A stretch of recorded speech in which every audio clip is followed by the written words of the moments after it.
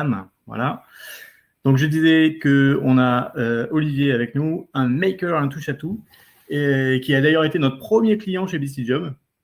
Et je vais le laisser parler de ces petites bêtes, ces ordinosaures qu'il arrive à ressusciter et dont il va nous parler maintenant. Merci. Je te laisse te présenter, Olivier. Merci. Bonjour à tous. Donc, merci à tous d'être présents aujourd'hui. Donc, comme le disait Seb, à l'instant, on va parler aujourd'hui d'ordinosaures. On va ressusciter les ordinosaures. Et donc, je vais vous partager mon écran dès maintenant. Hop. Voilà. C'est bon. Normalement, vous devriez voir mon écran. Yes. Est-ce que c'est bon, Seb? Ça marche. Allô, allô? Oui, ça marche, ça marche.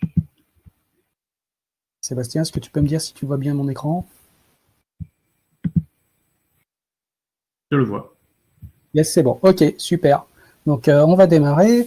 Donc, comme je disais, aujourd'hui, je vais vous présenter un petit peu mon talk que j'avais prévu de faire normalement en conférence. Donc, ressuscitons les ordinosaures. J'avais été retenu pour Riviera Dev, qui était malheureusement annulé cette année pour cause de coronavirus. J'étais en lice pour Sonytech, mais même punition, même motif. Donc, je ne désespère pas que c'est un talk que je pourrais présenter à d'autres conférences. Donc, j'ai essayé de l'adapter au format BBL, au format un petit peu présentation à distance. C'est un talk dans lequel on va parler de vieux ordinateurs et comment finalement développer un émulateur. Donc rapidement, qui suis-je? Donc je suis Olivier Poncet, je suis directeur technique et software craftsman. Je travaille aujourd'hui dans une petite société de conseil depuis 1 an maintenant. J'ai quitté mon ancien poste de DSI pour devenir directeur technique chez Suricast Consulting. Je m'occupe là-bas de tout ce qui est R&D, innovation, les projets de développement, tous les projets d'engagement, la formation des développeurs, etc. C'est une société de conseil qui ne faisait pas de technique avant, donc j'étais là-bas pour développer un petit peu cet aspect-là. Et je m'y plais bien, et ce qui me laisse aussi l'opportunité de temps en temps de continuer à faire mes talks, mes confs. Et pour ceux que ça intéresse de me suivre, vous pouvez me retrouver sur Twitter. Je suis assez actif sur le pseudo @poncetou91. Je publie pas mal de choses, essentiellement très orientées tech, et puis sur des petites news. Voilà. Donc, pour ceux qui veulent rentrer en contact, n'hésitez pas à vous connecter à moi. Et donc, on va rentrer dans le sujet Back to the Future. On va parler donc aujourd'hui effectivement d'ordinosaures. Et donc, qu'est-ce que sont que les ordinosaures? Et bien, globalement, les ordinosaures sont les ancêtres de nos ordinateurs actuels, de nos ordinateurs modernes. Pourquoi je choisis un petit peu ce sujet-là? Parce que moi, je suis un enfant des années 70-80.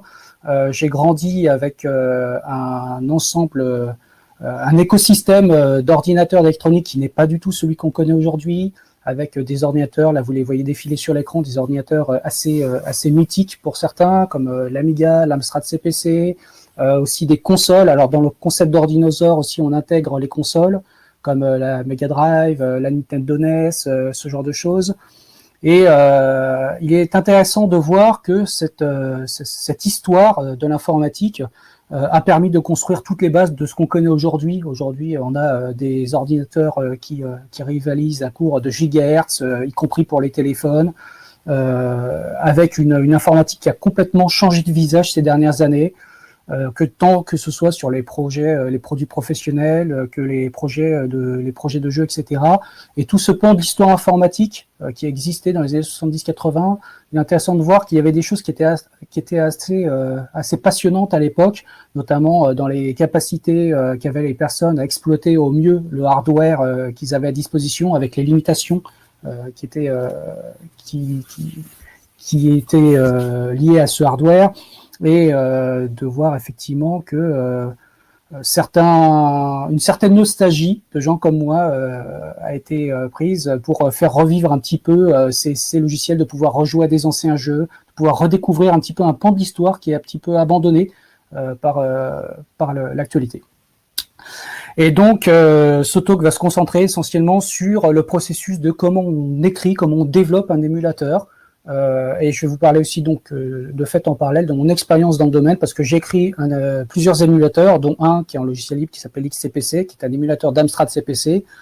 Alors pourquoi cet ordinateur? Parce que c'est un ordinateur sur lequel j'ai énormément travaillé dans les années 80-90, qui m'a permis vraiment de bien progresser en termes de programmation. J'ai commencé sur un ordinateur qui était un ZX80, pour lequel j'ai aussi écrit un émulateur, qui avait des caractéristiques assez limitées. C'était un microprocesseur Z80 à 3 MHz, qui plafonnait finalement à 1,7 MHz, qui avait 1 kilooctet de RAM. L'Amstrad CPC avait plus de capacité. Et il y a quelques années, il y a près de 20 ans maintenant, j'ai pris la décision d'écrire un émulateur pour 2 raisons. C'était d'une part pour faire revivre un petit peu cet Amstrad CPC et retoucher à 1 ou 2 jeux qui m'avaient plu quand j'étais jeune, et sur lequel j'avais envie de rejouer et qu'on trouvait pas. Et pourquoi écrire un émulateur aussi? Parce que je suis Unixien et Linuxien, je travaille sur Unix, et il n'y avait pas d'émulateur pour cette plateforme. Voilà. Donc il y avait aussi et le défi technique et l'envie de pouvoir retoucher à des choses qui avaient existé 10 ou 15 ans auparavant. Et donc, ça me permet d'embrayer sur la différence entre un simulateur et un émulateur.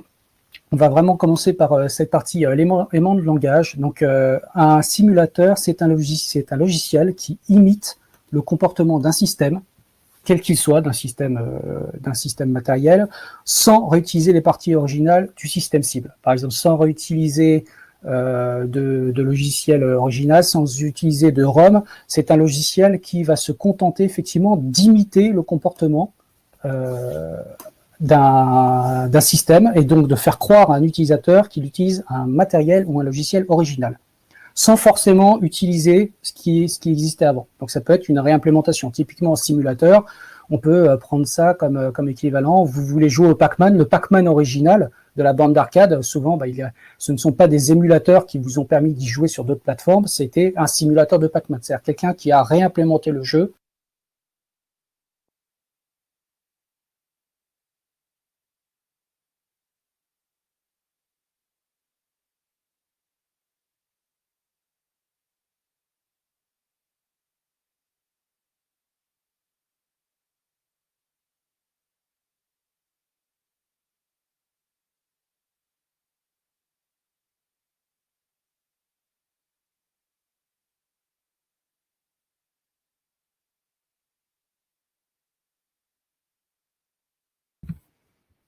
Olivier, je crois que on ne t'entend plus. Je me semble que tu as été muté.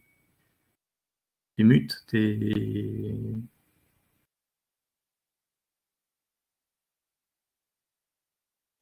c'est pas moi. Non, on t'entend pas du tout, parce que en fait, tu as le petit signe. Mais voilà, ouais, effectivement. Effectivement, j'ai entendu quelqu'un m'a muté, ouais. C'est pas moi. Donc, je reprends. Hop. Alors, donc, je reprends. J'étais. Désactiver ta caméra en même temps, comme ça on aura la présentation. Ouais. Exact. Ça, ce sera fait. Voilà. C'est bon? Et donc, du coup, j'étais muté depuis quand? Est-ce que tu sais? Cette partie-là, je pense, à peu près. Ouais. Voilà. Donc, je disais, donc un émulateur, c'est un logiciel qui va reproduire le comportement d'un système en faisant croire aux parties originales, donc aux parties originales logicielles du système cible, typiquement les ROM, les logiciels sur disquette, etc., qui tournent sur le matériel original. Donc, l'objectif d'un émulateur, c'est de faire croire à un logiciel qui fonctionne sur le matériel original, contrairement à un simulateur qui est là pour faire croire à un utilisateur qu'il est devant un matériel original. Donc ça, c'est juste la petite introduction. Globalement, qu'est-ce qu'on peut émuler? On peut émuler toutes sortes de systèmes. On peut émuler des ordinateurs, des consoles, des bandes d'arcade, tout ce que vous voulez. Ça peut être du matériel grand public, comme ça peut être du matériel spécifique. Je suis notamment sur Internet un certain nombre de personnes, notamment, qui ont écrit des émulateurs pour les systèmes de vol du module lunaire Apollo, pour faire croire au logiciel original qui tournait dans un vrai module. Donc, on peut vraiment émuler des choses très simples comme des ordinateurs domestiques jusqu'à des choses qui ont permis d'envoyer des gens sur la Lune.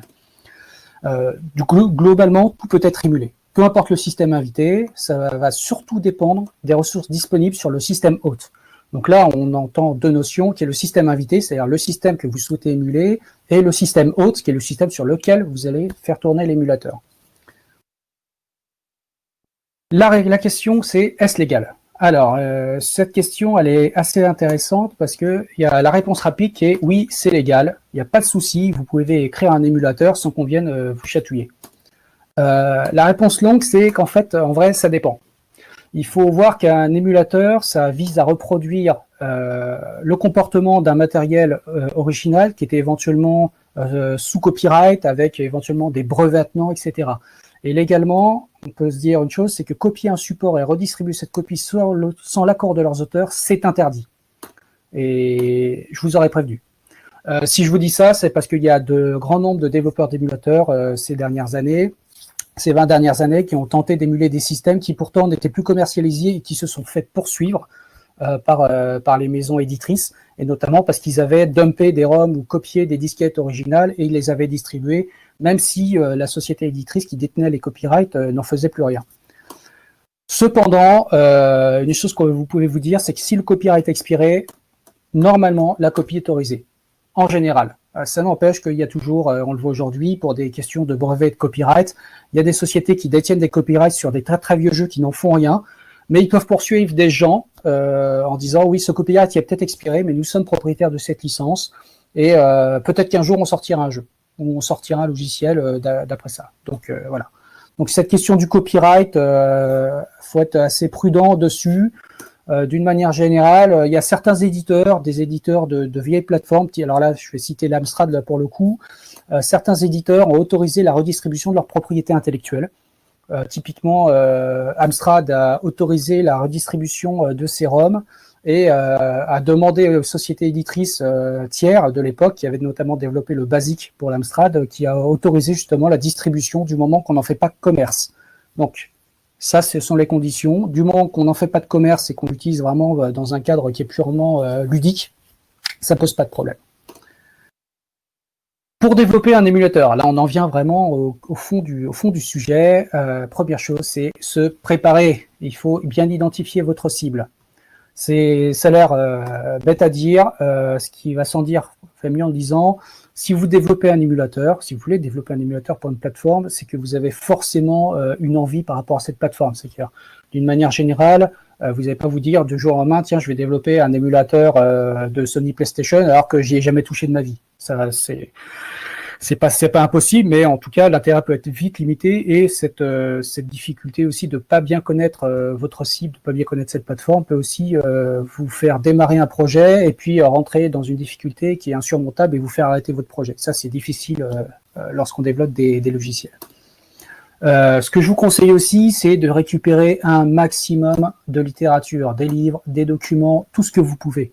Là, je vous mets par exemple des bouquins que j'avais à l'époque dans les années 80, Clé pour Amstrad par exemple, ou un bouquin qui était ultra connu, Programming the Z80 par Rodney Sachs, qui est une référence ultime sur le sujet. Pourquoi récupérer tous ces vieux livres, on pourrait se dire, qui sont un petit peu dépassés sur année? C'est parce qu'en fait, ils ont une mine d'informations dedans sur tout ce qui est le logiciel, le hardware, les petits trucs de programmation de l'époque, etc. Et ça permet vraiment d'avoir une base documentaire parce que l'écriture d'un émulateur, c'est vraiment un chemin semé d'embûches. Et donc, il faut avoir un maximum de références logicielles, techniques, etc. autour des composants principaux que sont le microprocesseur, le contrôleur graphique, etc., etc.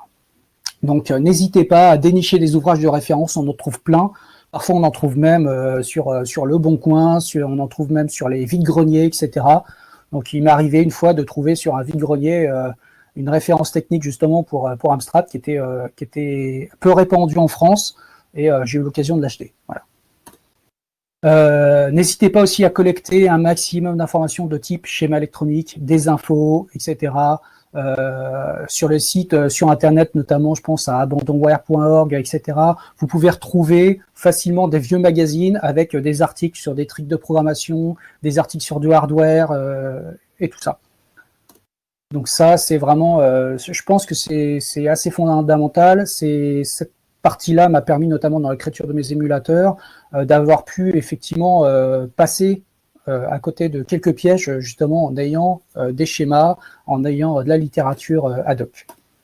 Donc, mettez la main sur les spécifications, les services manuels. Alors, l'avantage, quand on développe un émulateur pour des très très vieilles machines, des machines antiques, alors je parle d'Apple II, d'Amstrad, de ZX et toutes ces machines-là, ce qui est intéressant, c'est qu'à l'époque, l'électronique était très très différente, c'est-à-dire que souvent était vendue avec le matériel, où on pouvait trouver assez facilement, pour une somme assez modique, les schémas électroniques, donc ce qu'on appelle les services manuels, qui étaient destinés notamment souvent aux sociétés qui réparaient les ordinateurs. On peut les trouver assez facilement.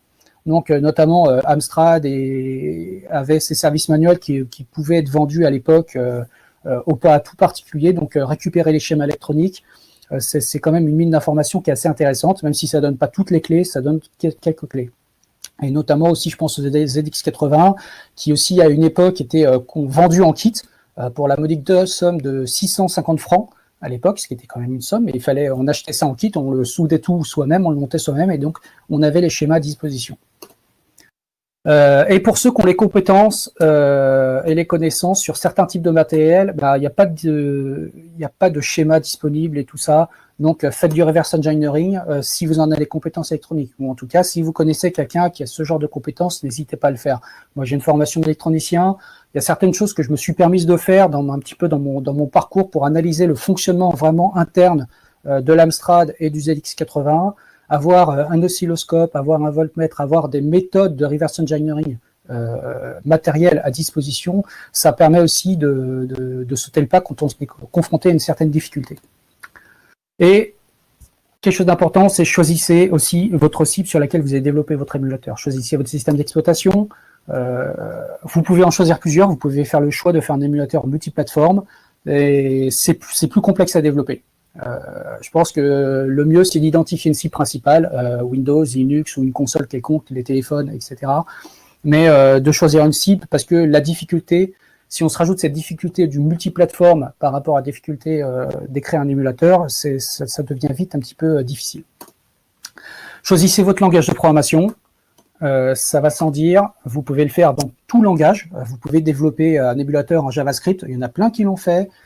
Mais de préférence, lorsque vous avez identifié votre plateforme, choisissez un langage de programmation qui soit prédictible, dans le sens, donc un langage compilé, éviter tout ce qui est garbage collector et tout ce genre de choses.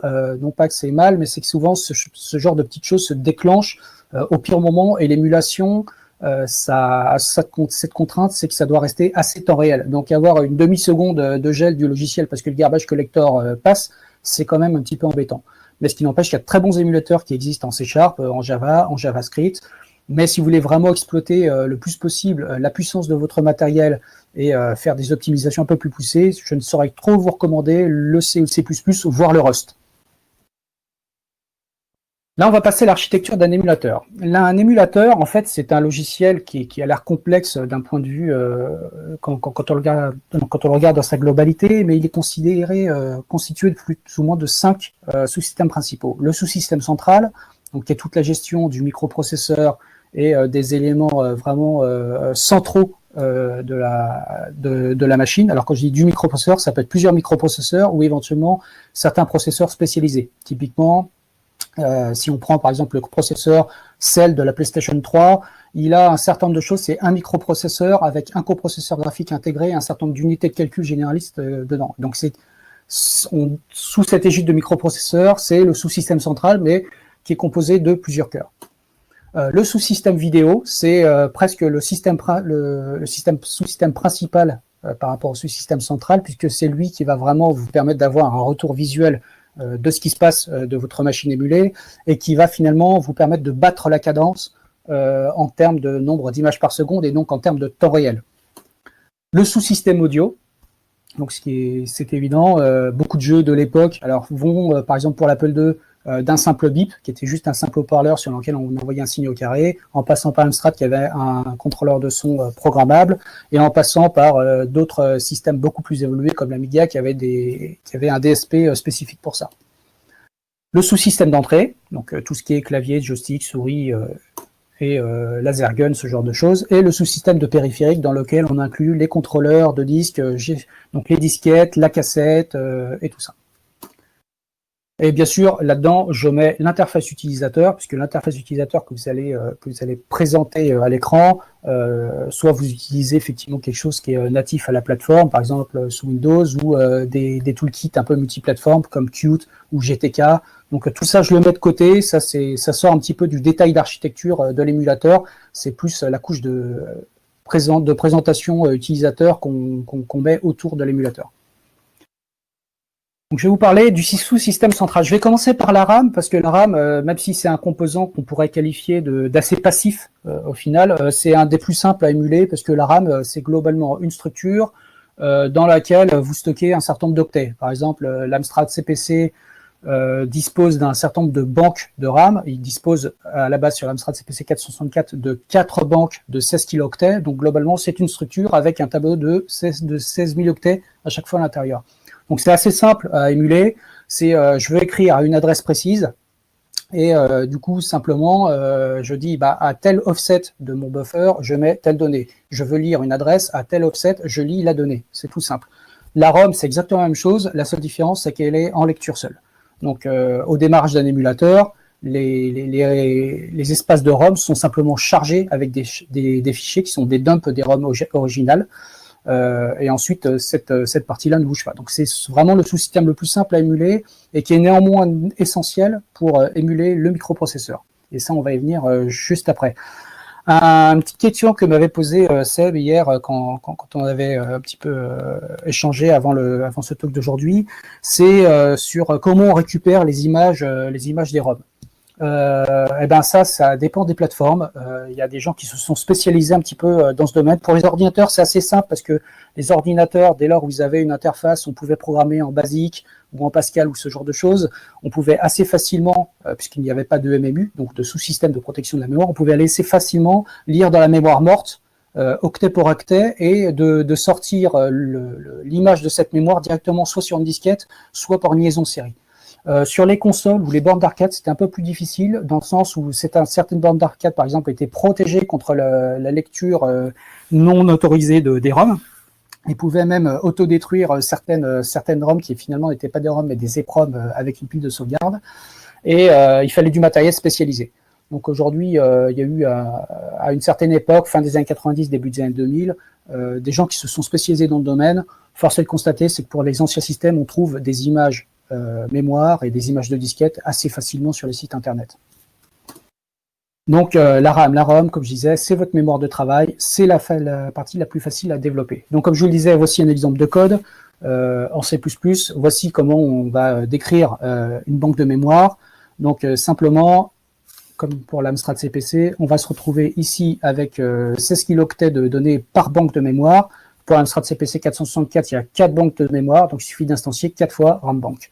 Donc c'est très simple, et un accesseur qui nous permet d'accéder en lecture et écriture à cette mémoire. Maintenant, on va passer au microprocesseur, et c'est le cœur de votre émulateur. C'est de loin la partie la plus complexe à développer. Alors pourquoi? Parce que les microprocesseurs, notamment les premiers microprocesseurs des années 70-80, avaient énormément d'instructions qui étaient non documentées, avaient des fonctionnements qui était prévu par le manuel utilisateur, mais finalement, dès qu'on sortait un petit peu des clous, on se rendait compte que on pouvait avoir accès à certaines instructions qui n'étaient pas censées exister. Donc tout ça, c'est vraiment la partie la plus difficile à développer, dans le sens où il faut vraiment, pour avoir une émulation parfaite, et dans certaines plateformes de l'époque, il y a beaucoup de développeurs qui ont exploité des fonctionnalités qui étaient cachées mais néanmoins connues. Ça nécessite d'avoir vraiment une connaissance très précise du microprocesseur que vous voulez émuler. Typiquement, le Z80, c'est un processeur qui est ultra répandu. Il y a eu beaucoup de gens qui ont écrit énormément de documentation dessus. Je parlais de Rodney Sachs tout à l'heure. Il y a eu aussi beaucoup de personnes qui ont écrit des émulateurs, qui ont effectivement analysé le comportement en mode reverse engineering sur des plateformes d'analyse pour voir un petit peu le comportement du microprocesseur dans certains cas. Donc là, c'est là où il faut vraiment s'équiper du user manual du constructeur du microprocesseur et de toute la documentation qu'on peut trouver. Son architecture interne va énormément influer sur la complexité de votre code. D'une manière générale, émuler un microprocesseur comme le Z80, qui est un microprocesseur 8 bits, c'est quelque chose qui est assez simple, surtout sur des machines 64 bits comme on a aujourd'hui. C'est une tâche qui est complexe, mais assez aisée pour obtenir un résultat assez convaincant. et assez rapidement, dans le sens où le nombre d'instructions est très limité. Il y a 252 instructions disponibles, mais qui sont toutes des variantes, et au final, il n'y a qu'une cinquantaine d'instructions distinctes réelles. Ces microprocesseurs, selon son architecture, selon le nombre de registres disponibles, selon l'orthogonalité des instructions. L'orthogonalité, c'est-à-dire c'est la façon de comment sont encodées les instructions au travers d'opcodes. Donc chaque opcode donne lieu à une instruction. Il y a beaucoup d'opcodes qui se ressemblent. Typiquement, par exemple, charger un registre avec un autre registre, c'est toujours la même instruction. La seule différence, c'est que dans l'opcode, dans le chiffre binaire qui représente l'opcode, il y a une partie qui va dire c'est charger un registre, une deuxième partie qui va dire registre source, une troisième partie qui va dire registre de destination. Lorsque un microprocesseur est bien conçu, souvent les instructions sont assez orthogonales, c'est-à-dire en fonction de leur position dans la grille d'instructions, en décodant certains bits, on peut déterminer facilement, s'il n'y a pas d'exception, quel est le registre source, quel est le registre destination, quelle est l'instruction mathématique en cours, est-ce que c'est une addition, une soustraction, une multiplication, une division, etc. L'inconvénient, c'est que certains vieux processeurs comme le Z80, les instructions sont assez orthogonales d'une manière générale, mais il y a plein d'exceptions. Et donc, en fait, le système qui va permettre de décoder les instructions doit tenir compte de ces exceptions, et donc ça complexifie le code légèrement et diminue un petit peu la performance, en tout cas l'implémentation. Donc, comme je disais, son architecture va énormément influer sur la complexité de votre code. Si on prend des processeurs qui sont plus récents que le Z80, typiquement le 68000, qui est un microprocesseur qui a été ultra répandu, le 68000 dispose d'un nombre d'instructions de registre qui est beaucoup plus élevé que le Z80, mais par contre qui est beaucoup plus facile à émuler dans le sens où il est développé un peu comme un processeur RISC, même s'il reste CISC, donc un processeur complexe. Ce processeur a l'avantage d'avoir des instructions qui sont extrêmement bien ordonnées, et donc on peut se permettre de faire des optimisations dans l'interpréteur du microprocesseur qu'on ne peut pas se permettre par exemple pour le Z80. Il y a aussi une chose à prendre en compte, c'est de quel type d'Indien est votre processeur. Est-ce qu'il est petit Indien, grand Indien, Big Indian, Little Indian, globalement quand on dit donc MSB first ou LSB first, c'est-à-dire est-ce qu'il stocke les octets de poids forts avant dans la mémoire ou est-ce qu'il stocke les octets de poids faibles avant dans la mémoire. Aujourd'hui, on utilise majoritairement des PC, des processeurs de type Intel qui sont Little Indian, donc qui stockent d'abord l'octet de poids faible et ensuite dans les adresses hautes l'octet de poids fort.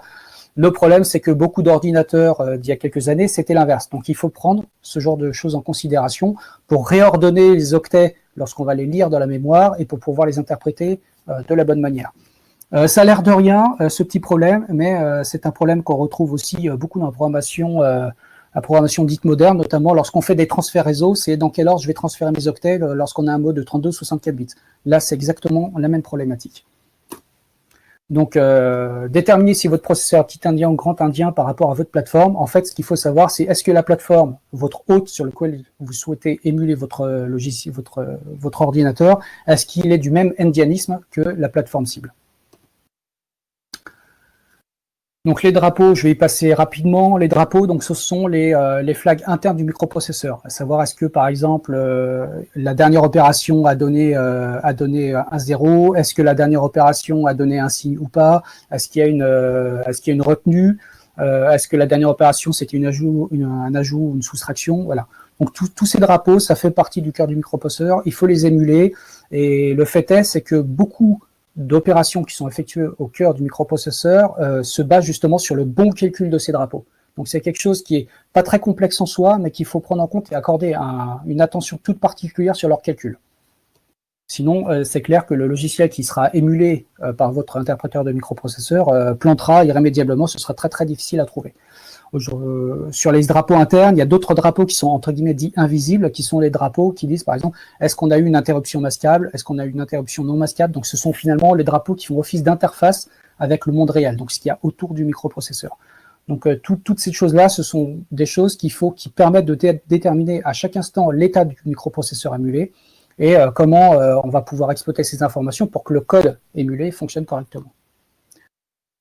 J'en viens donc à la modélisation d'un registre. Un registre, comment c'est modélisé? Très souvent, je le disais tout à l'heure, il faut déjà prendre en compte l'indianisme. Est-ce qu'on est en Big Indian, Little Indian? Et vous voyez, typiquement, là, je suis toujours en C++, là pour le coup. Souvent, on va utiliser une base qui est la taille d'un registre sur notre processeur hôte. Là, typiquement, un entier 32 bits, c'est la base. On pourrait prendre 64 bits. Et ensuite, grâce à une union, on va se permettre de pouvoir émuler chaque position dans un registre. C'est-à-dire, souvent dans les anciens processeurs, les microprocesseurs 8 bits avaient des registres de 8 bits, mais qui pouvaient être combinés en registres de 16 bits. Et donc, l'avantage, c'est que lorsqu'on lit une adresse, une adresse un mot de 16 bits, on peut avoir dans un des registres combinés la valeur de l'octet de poids faible, la valeur de l'octet de poids fort. Donc en fait, cette union va nous permettre justement de représenter un registre à l'intérieur du microprocesseur émulé tel qu'il devrait être. Donc avec le bon alignement, si on est petit indien ou grand indien. La modélisation de l'état du microprocesseur, finalement, qu'est-ce que c'est? C'est la combinaison de tous les registres. Donc là, typiquement pour le Z80, on a un registre qui s'appelle WZ, qui est totalement un registre masqué. C'est un registre qui est interne, qui était utilisé justement comme étant une sorte de cache entre la mémoire qui était lue sur la mémoire physique et la partie interne. Ensuite, on retrouve tous les registres du microprocesseur. C'est simplement une instantiation de la classe registre qu'on a définie précédemment. Au-delà de ça, quelque chose qui est important, ce qu'il faut maintenir, c'est dans l'état interne du processeur, c'est-à-dire si on veut avoir une émulation parfaite et quelque chose qui se rapproche du temps réel de l'époque, il faut émuler chaque instruction avec le nombre de cycles et de coups d'horloge exacts. Typiquement, une instruction de type NOP, de type No Opération sur un Z80, c'est quelque chose qui s'effectuait en un cycle machine et en 4 coups d'horloge. Donc ça, c'est quelque chose qu'il faut garder parce que beaucoup d'optimisation de logiciels de l'époque se basait sur ça, sur un comptage très précis et la connaissance très précise du nombre de cycles machines qui étaient exécutés pour chaque type d'instruction. Donc ça, il faut le maintenir à chaque coup d'émulation. Donc une interface, bien sûr, il va falloir que chaque fois que votre microprocesseur demande à lire une zone de mémoire ou demande à écrire une zone de mémoire ou exécute une interruption, il faut que le reste de votre émulateur soit au courant. Donc on lui passe pour ça une interface qui va lui permettre de dire, voici sur la première ligne, je vais chercher un opcode. Donc mrec n1, ça veut dire chercher un opcode dans la mémoire. Donc on lui passe une adresse et on lui renvoie l'opcode qui a été lu. Pareil pour la lecture d'une zone de mémoire, l'écriture, et pareil pour les entrées-sorties. Donc ça, c'est ce qui va vous permettre de vous interfacer sur le cœur de votre émulateur avec votre microprocesseur émulé.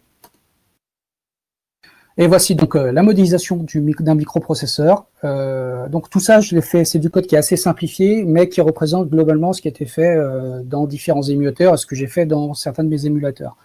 Donc émuler un Z80, c'est simple, on a un constructeur sur lequel on lui passe une interface qui va permettre de communiquer avec les entrées-sorties et la mémoire. On initialise son état et c'est tout. C'est tout ce dont on a besoin. Et après, on a une méthode qui nous permet de déclencher un coup d'émulation. Donc run, ça va permettre de dire j'exécute la prochaine instruction.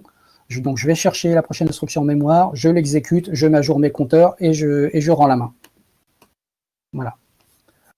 Pour exécuter le code de l'invité, donc ce processeur, je vous ai beaucoup parlé d'interpréteur tout à l'heure. En fait, il existe effectivement 3 grandes techniques pour émuler un microprocesseur. Il y a l'interpréteur, il y a la translation statique de code et la translation dynamique de code. Donc ça, ce sont 3 méthodes qui peuvent être complémentaires ou non, selon le type d'exigence que vous avez sur votre émulateur. L'interpréteur, c'est la technique la plus simple, c'est-à-dire que vous allez lire un opcode en mémoire, donc souvent un octet ou un mot mémoire dans le cadre de processeurs qui sont qui ont des mots mémoire plus élevés, typiquement 68 000. Et selon l'opcode reçu, on va dire, si c'est par exemple l'opcode 0, je sais que c'est un op, et donc je vais incrémenter mon cycle machine de 1 et incrémenter mon nombre de couleurs d'horloge de 4, et je fais rien d'autre. Si c'est par exemple l'opcode 0x78 en hexa, ça correspond à l'instruction charger le registre A avec le registre B. Donc tout simplement, je vais effectuer cette opération dans mon microprocesseur virtuel. Donc je vais dire que le registre A est égal au registre B.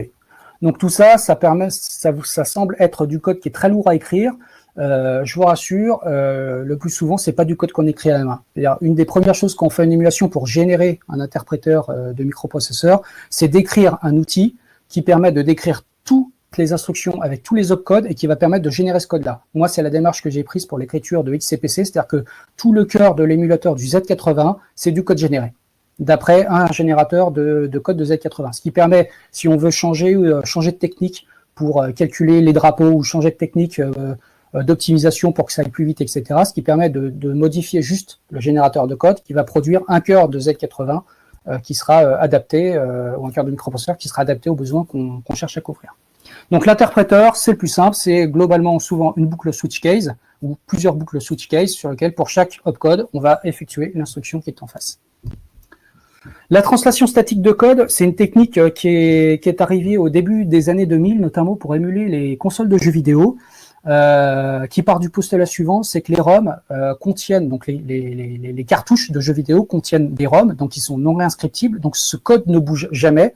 Donc ce code, on peut l'analyser en une fois, produire, grâce à un interpréteur, analyser tout le code qui est dans les ROM, produire du code machine pour la machine hôte, directement, dynamiquement, le code équivalent, et ensuite on récupère ce code hôte et c'est celui-ci qu'on exécute.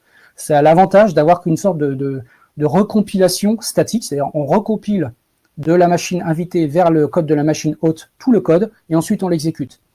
Donc la grosse phase au début, c'est on prend l'interpréteur qu'on avait précédemment, et au lieu d'exécuter chaque opcode, on va générer du code machine en face. Typiquement, là, je vous présente la méthode Z80 recompile, qui permet de dire, je prends un bloc mémoire en entrée, je donne un bloc mémoire en sortie dans lequel je vais générer mon code machine.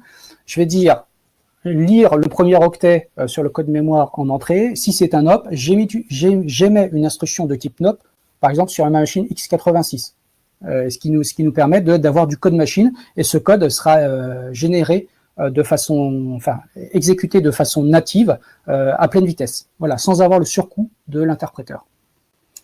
Donc ça, c'est, comme je le disais, c'est cette technique combine la force d'un interpréteur et d'un recompilateur statique. C'est assez simple à mettre en œuvre, surtout pour les consoles de jeux vidéo. Ensuite, la technique qui est beaucoup plus difficile, c'est la translation dynamique de code. Cette technique combine un interpréteur. Donc à chaque fois qu'on rencontre un code dans lequel on n'est pas passé sur de la machine invitée, typiquement un code qui est soit en mémoire vive, soit en mémoire morte, on va d'abord interpréter ce code une première fois. Donc ici, on va le décoder, on va se dire, ce code-là correspond par exemple à un op ou à une addition, je vais générer en face l'instruction machine avec le code assembleur de la machine hôte, et ensuite, une fois que j'ai combiné un certain nombre d'opcodes comme ça, je vais pouvoir exécuter ce code machine natif. Voilà, donc c'est ce que vous connaissez sous le nom de JIT, typiquement qui est utilisé par le langage Java depuis fin des années 90, qui est utilisé aussi par différentes plateformes type C#.net, tout ça. Donc globalement, c'est une JIT.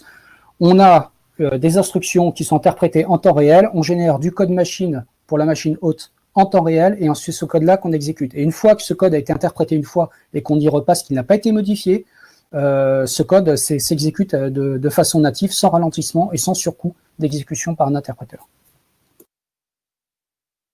Voici pour la partie microprocesseur. Je vais passer rapidement sur le sous-système suivant, donc le sous-système vidéo.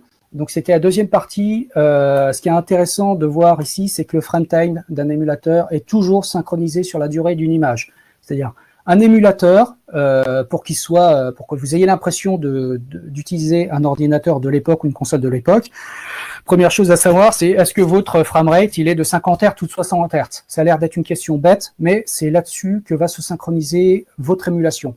C'est-à-dire que vous allez avoir une fréquence fixe de 50 Hz ou de 60 Hz, et c'est là-dessus que votre émulateur va se synchroniser.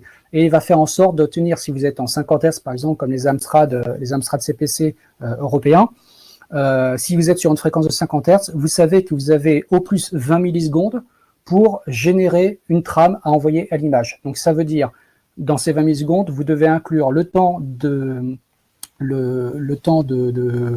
d'émulation de l'interpréteur de votre Z80, le temps d'émulation des périphériques qui sont autour, le contrôleur de disquette, le contrôleur vidéo, le contrôleur audio, etc. Donc dans ces 20 millisecondes, vous avez toute cette durée pour faire vos calculs et générer une image et l'audio aussi pour pouvoir produire le résultat.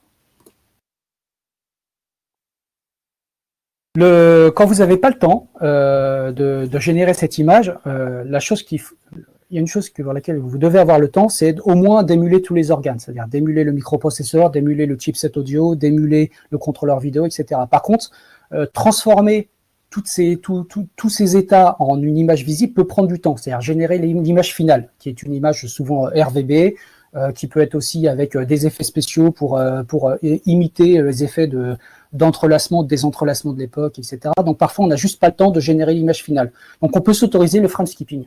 Donc on peut dire que de temps en temps, quand l'émulateur se rend compte qu'il n'a pas le temps, qu'il a eu le temps d'émuler le système et qu'il n'a pas le temps d'afficher une image, il peut s'autoriser de sauter une image de temps en temps. Donc ça, c'est très utilisé. L'avantage, c'est que l'œil humain perçoit très bien ce genre de saut d'image. C'est-à-dire sauter une image sur 50, l'œil humain ne s'en rend pas du tout compte. Donc parfois, dans beaucoup d'émulateurs, il y a un système de frame skipping. On peut dire, par exemple, quand on est un peu trop lent, de dire je saute une image toutes les 4 ou 5 ou 6 images. Ou certains émulateurs, moi j'ai pris ce parti de faire un système d'autodétection de timing et il va sauter les images quand il considère qu'il n'a pas le temps de les afficher. Donc ce qui permet de garder une émulation avec une sensation de temps réel, c'est un émulateur qui tourne à pleine vitesse sans avoir de dégradation perceptible de l'affichage. Souvent la partie vidéo c'est émulé par on doit émuler le contrôleur vidéo. Alors le contrôleur vidéo, c'est un petit chip en silicium qui est ni plus ni moins qu'une machine à état qui va être responsable de la génération des signaux de synchronisation. Donc générer les signaux, donc là je ne vais pas rentrer dans le détail mais vous voyez à l'écran, générer les signaux de synchronisation horizontale, de synchronisation verticale, c'est quelque chose qui est assez simple à émuler d'une manière générale, mais c'est ce qui va vous permettre d'avoir une émulation parfaite au niveau graphique et aussi d'avoir une émulation qui puisse aussi prendre en compte les effets graphiques de l'époque. Parfois, certaines techniques étaient utilisées pour exploiter des choses qui étaient normalement pas faites, pas possibles pour ce genre de chip. Donc en fait, ce qu'il faut, c'est bien connaître comment ont été conçus ces contrôleurs vidéo, qui sont souvent basés sur des compteurs internes, des compteurs et des comparateurs. Donc c'est lui qui est essentiellement responsable de la génération des signaux vidéo. Souvent, ce contrôleur vidéo ne génère que les signaux vidéo, c'est-à-dire j'avance d'un caractère et je génère la synchronisation verticale et horizontale. Souvent, ces contrôleurs ne généraient pas du tout de signaux vidéo, RVB. Donc souvent, ils sont adjoints d'un chip qui est souvent appelé Video Gate Array ou Video Display Unit ou ce genre de choses qui, lui, va prendre les signaux du contrôleur vidéo et les transformer en signaux RVB. Ces signaux RVB, ils seront directement produits d'après ce que trouvera ce contrôleur vidéo et cette Gate Array dans la mémoire de l'ordinateur émulé. Donc, je te disais, là j'ai parlé de Video Gate Array, il peut y avoir d'autres processeurs qui sont plus complexes, qui incluent un contrôleur vidéo et une Gate Array, ce genre de choses. Ce sont les Video Display Processors qui, ni plus ni moins, embarquent dans la même puce les fonctionnalités dont je viens de vous parler. Donc, ce sont des chips qui sont souvent designés, qui ont été souvent designés à l'époque pour des consoles de jeux vidéo, ou des ordinateurs un peu spécifiques comme le C64 qui embarquait un contrôleur vidéo qui permettait aussi d'avoir des sprites, donc des petits lutins qu'on pouvait afficher à l'écran de façon hardware en déchargeant donc le processeur central de cette gestion. Donc comme je disais, ce sont des composants qui sont très simples à émuler. C'est des bêtes machines à état. À l'intérieur, c'est constitué de compteurs et de comparateurs. Donc à chaque coup d'horloge, il y a un ou plusieurs compteurs qui s'incrémentent et ils sont comparés à des valeurs de référence qui sont chargées au démarrage de la machine. Et dès que ces compteurs arrivent à la valeur du comparateur, on déclenche des actions. Typiquement, je déclenche une synchro horizontale ou une synchro verticale. Donc ça, ce sont des composants qui sont assez simples à émuler. La partie sur l'émulateur, la partie haute, qui est un peu plus complexe, c'est de transformer justement tous ces signaux RVB qui sont émulés en images affichables à l'écran. C'est ce qu'on appelle le blitter. Ce blitter va permettre effectivement d'interpréter tous ces signaux virtuels, tous ces signaux émulés et de générer une image à l'écran. Aujourd'hui, avec les machines qu'on a, les puissances de calcul et les cartes graphiques qu'on a, c'est devenu quelque chose qui est assez simple parce que maintenant, toutes les machines travaillent en 24 ou en 32 bits par pixel à l'écran. Quand j'ai commencé à développer les émulateurs à l'époque, c'était pas le cas. Il y avait des machines qui avaient été des machines soit monochrome, soit des machines 8 bits par pixel avec des palettes de couleurs, des machines 16 bits, des machines 15 bits par couleur, des machines 24 bits, des 40 bits, etc. Donc c'était vraiment le bordel. Et donc la partie la plus compliquée, c'était à l'époque de pouvoir avoir un blitter qui soit suffisamment générique avec des blitters optimisés par type de plateforme.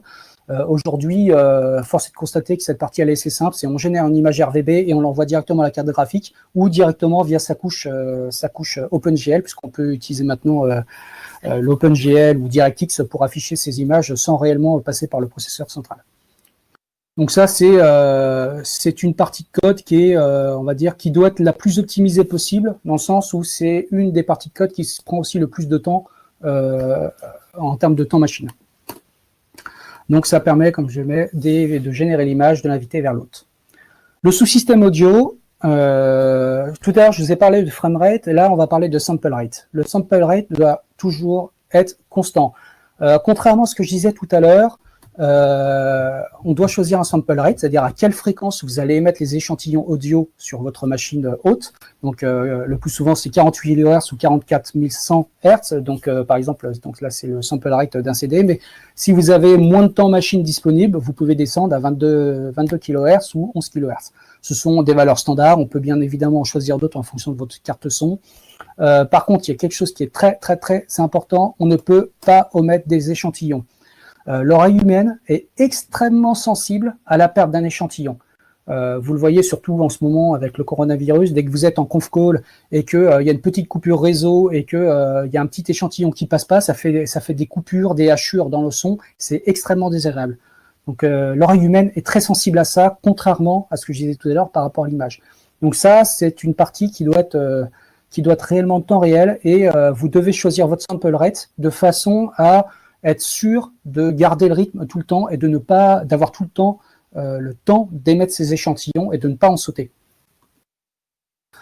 Sur les machines émulées, le plus souvent, la génération du son, c'était confié à un chip qui était souvent un Programmation Sound Generator, dit PSG. Et ce générateur de son, c'est comme le CRTC vu précédemment, c'est une simple machine à état qui a un certain nombre de registres qui permettent de dire voici quelle courbe je veux donner au son, voici quelle enveloppe, voici quelle attaque, et voici quelle fréquence je veux jouer ce son. Donc ce sont des composants qui sont assez simples, comme précédemment, ce sont, en tout cas pour les contrôleurs de son de l'époque, d'il y a 30 ou 40 ans, ce sont vraiment de simples machines à état. Donc ce sont des composants qui sont assez simples à émuler, mais qui doivent comment je dirais, avoir une émulation assez précise, parce que comme je disais à l'instant, l'oreille humaine est très sensible aux dégradations de son, donc il faut vraiment prendre les specs du composant original et de bien comprendre comment il fonctionne pour pouvoir générer un son déjà qui ressemble au son de la machine originale et d'être sûr de ne pas sauter l'échantillon. Donc là, voici un code d'émulation qui est utilisé d'ailleurs dans l'émulateur MAME qui permet donc de générer du son sur un chipset de type Y38910 qui était un des contrôleurs de son les plus répandus de l'époque. Donc l'émulation de ce contrôleur, la boucle principale tient en 160 lignes de code plus ou moins, l'émulation complète doit tenir en 500 lignes de code à peu près, ce qui n'est pas énorme. Le sous-système d'entrée, dedans, on va émuler tout ce qui est clavier, joystick, souris, c'est tout ce qui nous relie à la machine. Aujourd'hui, quand vous émulez un système, vous avez évidemment à disposition votre souris, votre clavier. L'objectif, c'est de faire croire à la machine émulée qu'elle reçoit les informations du clavier original ou de la souris originale. C'est assez simple à émuler dans le sens où c'est juste transposer des signaux de votre machine physique et les convertissant vers la machine émulée en leur faisant croire que ce sont les dispositifs originaux. Donc c'est très simple. C'est vraiment la plupart du temps dans les machines de l'époque, c'était de simples signaux électriques qui étaient connectés soit au microprocesseur, soit au travers d'une interface qui permettait justement de pouvoir multiplexer ces signaux. Donc c'est quand même quelque chose qui est assez simple. Le tout, c'est d'avoir à disposition souvent les schémas de l'époque pour voir à quel port, à quel fil électrique était connecté le joystick, le clavier, etc. Souvent, comme il y a par exemple un clavier, il y a beaucoup de touches et que les microprocesseurs n'ont pas autant d'entrées-sorties qu'ils le voudraient, on met entre ce qu'on appelle un PPI, un Programmable Peripheral Interface. Donc c'est un composant qui va permettre de démultiplier le nombre de fils disponibles, le nombre de ports disponibles au microprocesseur pour qu'il puisse adresser plusieurs périphériques en même temps, sans être limité par le nombre de ports d'entrée-sortie qu'il a. Donc ça, c'est pareil. Ça permet, en termes de multiplication et de démultiplication, c'est assez simple à émuler puisque c'est un système, un simple automate à état qui garde en mémoire les précédentes valeurs. Le sous-système périphérique de l'époque, c'était très simple puisqu'à l'époque, on avait beaucoup l'enregistreur cassette. C'était un des premiers supports de stockage de masse à disposition. C'était le plus répandu. Donc, à émuler, c'est très simple. Aujourd'hui, on trouve des fichiers audio qui sont des simples fichiers WAV qui ont été enregistrés des cassettes qui contenaient les logiciels originaux. Et aujourd'hui, il suffit de dérouler ce fichier WAV et d'envoyer le signal récupéré à l'émulateur et donc faire croire à l'ordinateur émulé qu'il reçoit le signal d'une cassette. Donc, c'est assez simple à émuler. Ça a été le stockage de masse le plus répandu jusqu'au début des années 80. Puis ensuite est apparu le FDD, le Floppy Disk Drive, donc le lecteur de disquette, qui avait quand même cet avantage d'être beaucoup plus rapide. Les anciens s'en souviennent, charger une cassette, ça pouvait prendre de 5 à 10 minutes. Utiliser une disquette, c'est beaucoup plus rapide. C'est un système de stockage de masse assez versatile, qui permet de faire des lectures-écritures randomisées assez simplement. Ça permettait aussi d'avoir aussi un support qui était beaucoup plus fiable et beaucoup plus efficace. Donc ça, c'était vraiment le support de stockage qui a été le plus utilisé jusque dans les années 90, jusqu'à ce que les ordinateurs soient équipés de disques durs. Et le dernier support, c'est la cartouche de jeux vidéo qui était énormément utilisée dans les consoles jusqu'au début des années 2000. Je crois qu'une des dernières consoles à l'avoir utilisée, c'était la Nintendo 64. Après, la plupart des consoles sont passées au lecteur optique dès la seconde moitié des années 90 à peu près. Et c'est aujourd'hui encore ce qui est le plus utilisé pour les jeux, même s'ils tentent de plus en plus à être dématérialisés. Ça, l'avantage, c'est que c'est très facile à utiliser. Je vous parlais de ROM au début du talk. Ce n'est qu'une simple ROM dedans qui est connectée au bus mémoire du microprocesseur. Donc, il n'y a rien de plus simple à émuler. Donc, le disque optique, comme je le disais, c'est le support de masse le plus utilisé depuis quelques années maintenant. L'avantage, c'est que ça repose sur des protocoles de transfert qui sont standardisés, même s'il y a eu des formats de disques, notamment je pense au Sony PlayStation et à d'autres consoles comme la Dreamcast où c'était des sortes de CD ou de DVD un petit peu propriétaires, mais les formats de stockage étaient à peu près tous standards, c'est l'ISO 9660, donc c'est assez simple à lire et assez simple à récupérer les données, à l'envoyer au sous-système émulé. Donc, c'est des composants variés. Ils sont, en termes de complexité à mettre en œuvre, ils sont de simple à moyennement difficiles à émuler. Tout dépend des périphériques. Les périphériques propriétaires, typiquement, je pense aux consoles de jeux Dreamcast, qui reposaient sur des formats un peu propriétaires de disque optique, ce sont les plus difficiles parce qu'il faut procéder à beaucoup de reverse engineering. Enfin, il a fallu procéder à beaucoup de reverse engineering pour essayer de comprendre comment ils fonctionnaient réellement. Mais au final, des lecteurs de disquettes, typiquement, reposent sur des contrôleurs de lecture magnétique, donc, qui sont très très connus, qui sont souvent des composants Intel ou NEC, typiquement le FDC 765 qui est un composant NEC qui a été utilisé dans quasiment tous les micro-ordinateurs de l'époque, des années 80, 70 et 80. Donc c'est quelque chose qui est très connu et c'est toujours pareil, ce sont des simples machines à état dans lesquelles on utilise des compteurs, des comparateurs, et donc ce sont des composants qui sont entre moyennement difficile à vraiment simple à émuler, la plupart du temps. L'émulateur en lui-même, au final, on arrive au cœur du problème. Qu'est-ce qu'un émulateur ? Finalement, c'est un assemblage assez haute couture des différents composants qu'on vient d'évoquer. Dès lors que vous avez un émulateur de microprocesseur qui est parfait, qui passe un certain nombre de tests unitaires qui sont très connus, par exemple pour le Z80, il y a des tests très très connus qui permettent de vérifier la validité de votre émulateur, pareil pour le 68000, pareil pour plein d'autres processeurs. Dès lors que vous avez une confiance assez élevée dans votre interpréteur ou votre émulateur de microprocesseur et dans les composants que vous avez émulés autour, après ce n'est qu'un simple assemblage de tous ces composants au travers d'une boucle principale qui ressemble globalement à ça. C'est keep it simple stupid, il ne faut pas réinventer la roue. C'est On met d'abord à émuler les composants les plus prioritaires, puis les moins prioritaires, et ensuite on finit par envoyer la vidéo à l'écran et l'audio aux oreilles. C'est aussi simple que ça. Donc la boucle principale, elle est simplifiée, mais elle ressemble globalement à ça, c'est on regarde à quel temps on a démarré l'émulation, et ensuite, tant que l'émulation tourne, tant qu'on dit à l'émulateur de tourner, on va exécuter un certain nombre de coups d'horloge pour le processeur, un certain nombre de coups d'horloge pour le Video Display Processor, un certain nombre de coups d'horloge pour le Programmation Generator, etc., etc. On va finir par la lecture des périphériques d'entrée ou éventuellement de lecteurs de disquettes, de disques optiques, etc. On va lire les entrées, tout ce qui est donc clavier de joystick, et ensuite on va générer une image vidéo, l'envoyer, et générer les échantillons audio et les envoyer. Ensuite, on regarde le temps qui s'est écoulé pendant toute cette partie-là, et on regarde si on a débordé. Si on a débordé, ça veut dire qu'on n'aura pas le temps de dessiner la prochaine image. Donc on skip la prochaine image, sinon on ne la skippe pas. Et on continue comme ça jusqu'à ce que l'interface utilisateur ait terminé, dise la fête est finie, on quitte l'émulateur. C'est aussi simple que ça.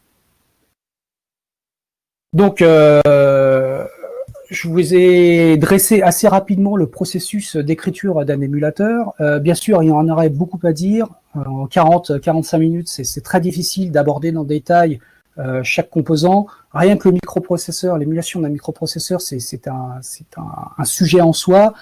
C'est très varié, c'est quelque chose qui peut prendre énormément de temps en fonction du microprocesseur émulé, en fonction de l'architecture, en fonction des techniques qu'on veut mettre en œuvre.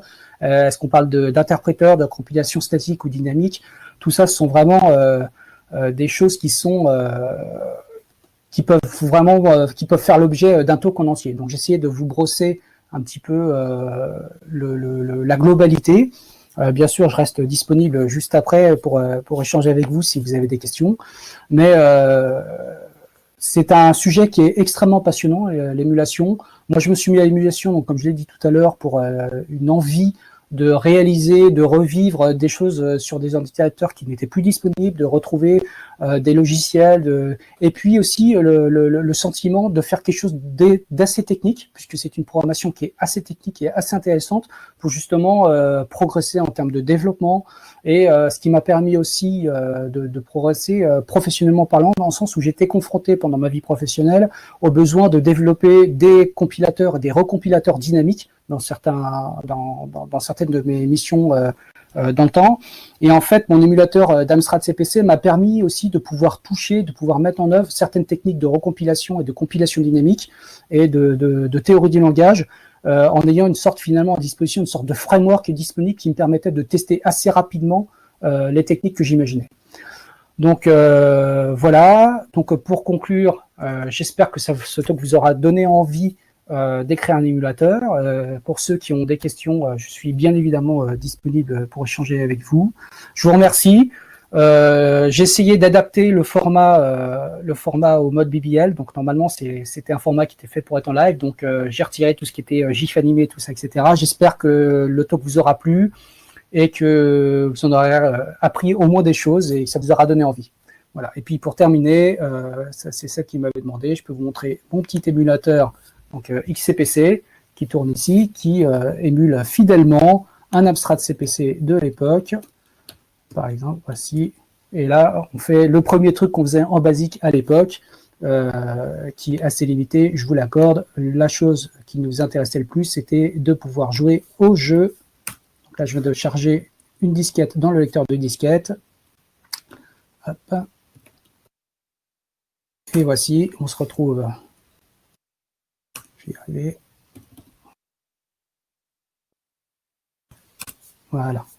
Et nous voici revenus près de 35 ans en arrière à jouer à ce fameux jeu qui est Head Over Heels, qui est aussi le jeu pour lequel je parlais tout à l'heure. J'avais envie d'écrire cet émulateur puisque c'était un jeu passionnant pour l'époque, qui avait remporté plusieurs prix et voilà, c'est ce qui m'a permis, c'était mon jeu de test de mon émulateur en tant que tel. Et nous voici revenus, nous avons fait un bond de quelques années en arrière. Voilà.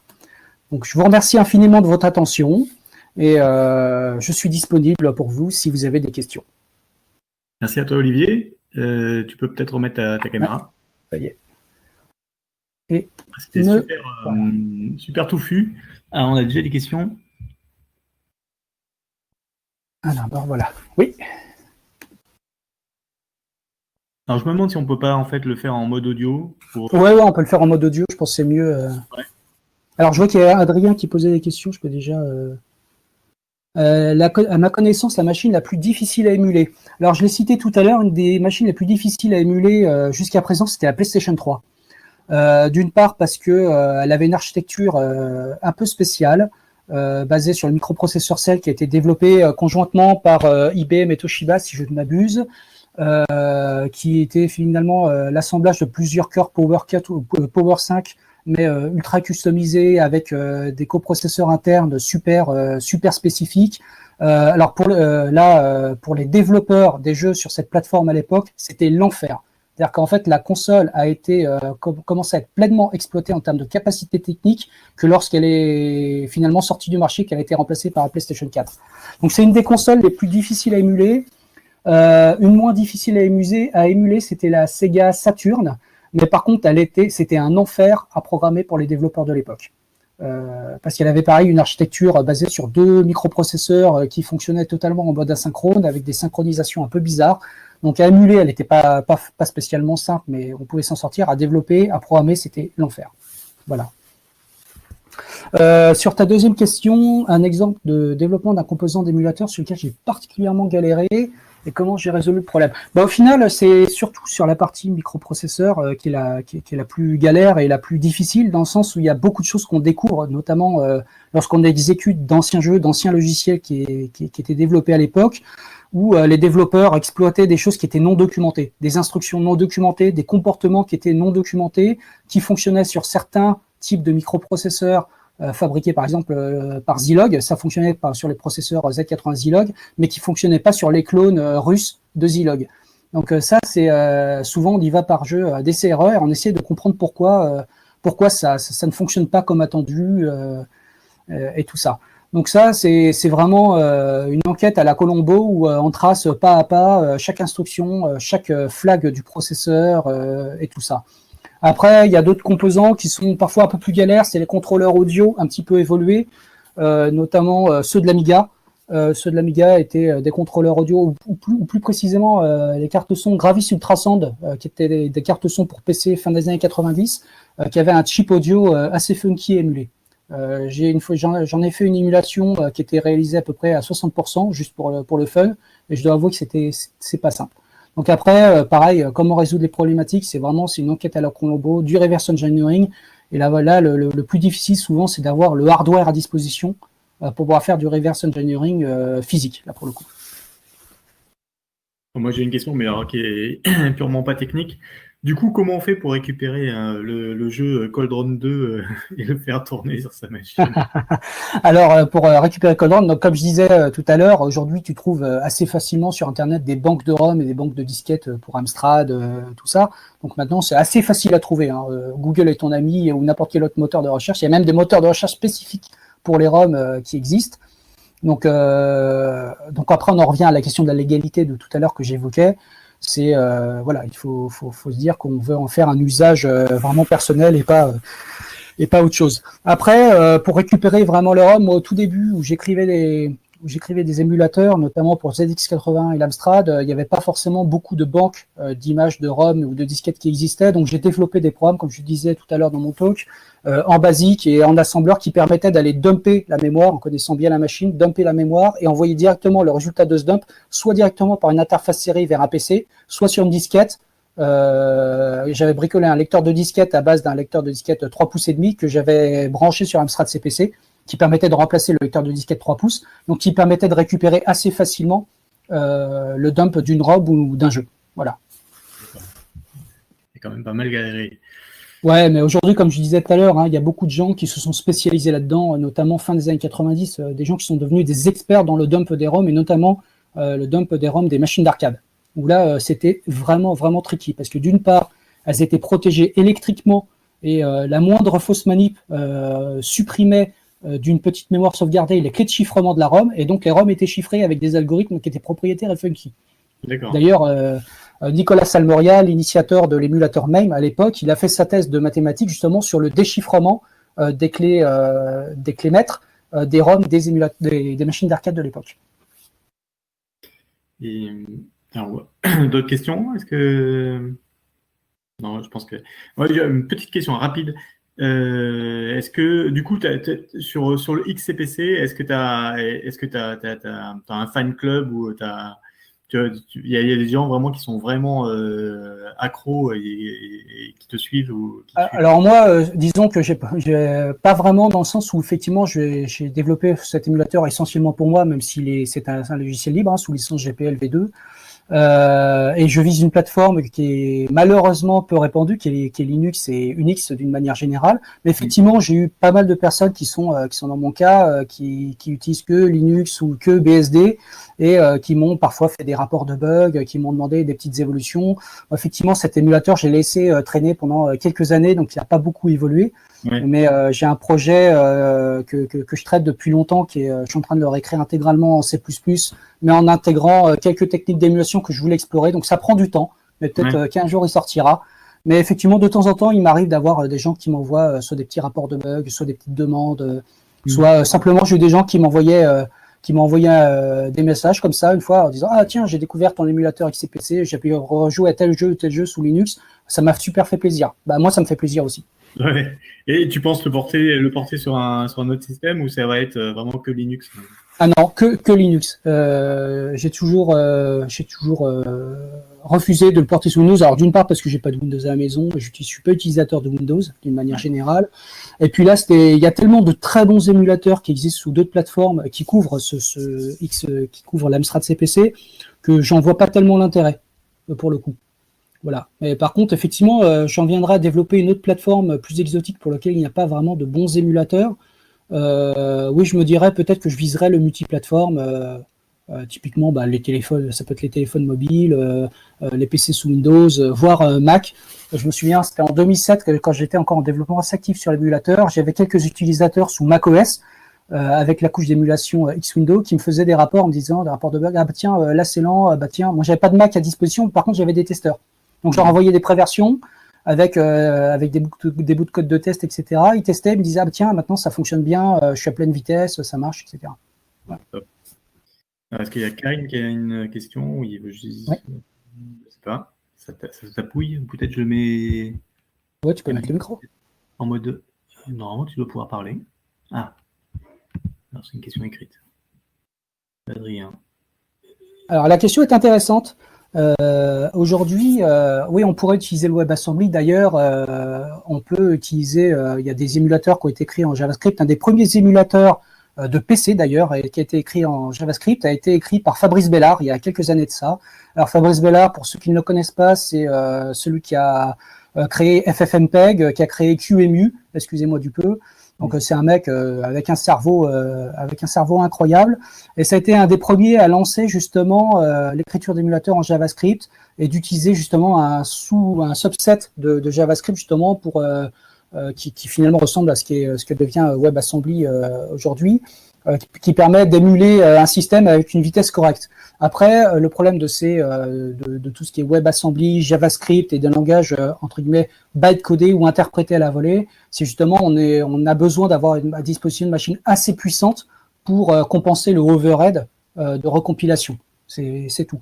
Après, plus la machine que vous avez à disposition est puissante ou moins la machine que vous souhaitez émuler est puissante, bah ça se fait assez seul, quoi. Question de test unitaire de Karim. Alors, ce sera possible de dev un système micro complet avec une approche TDD? Oui, alors là, absolument. Absolument. Même si j'ai pas pris au début cette approche complètement TDD à l'époque, parce que c'était pas une technique que je maîtrisais particulièrement, à contrario d'aujourd'hui.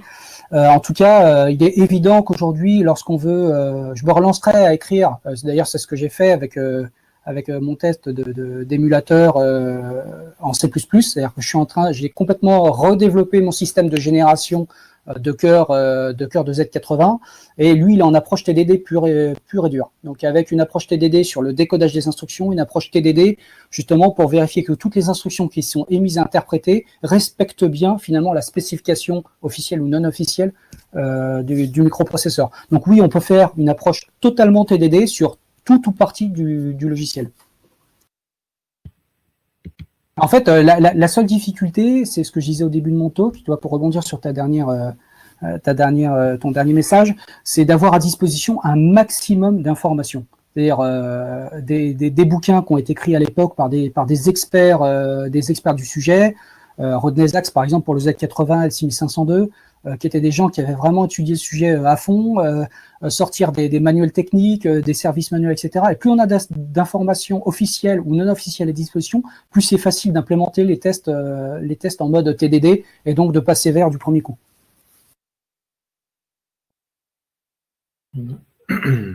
Prévois-tu des API? Ça laisse la porte ouverte au script bot. Alors, non, j'ai pas prévu ça, mais par contre, il y a des émulateurs qui font ça très bien. Notamment, il y a OpenMSX.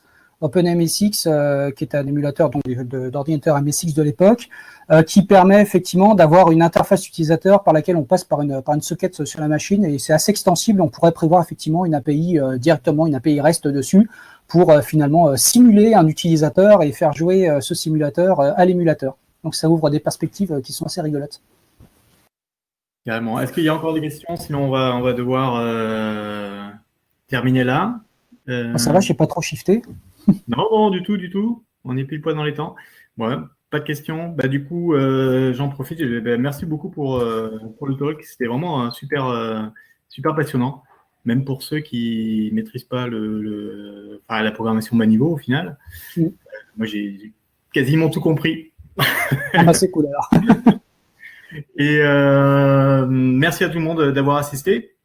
La semaine prochaine, on a un nouveau BBL avec Cassidy Williams. Ça va être sur du Next.js. Par la suite, on aura un BBL avec Yannick sur l'architecture microservice. Donc, plein de bonnes choses encore, mais évidemment, Olivier a mis la barre très haut. Ouais, mais je pense qu'il y a 2 à venir vont être super top. Hein. Ouais. Merci encore, merci à tous. Prenez soin de vous et à bientôt. Merci à tous. Ciao, ciao. Ciao.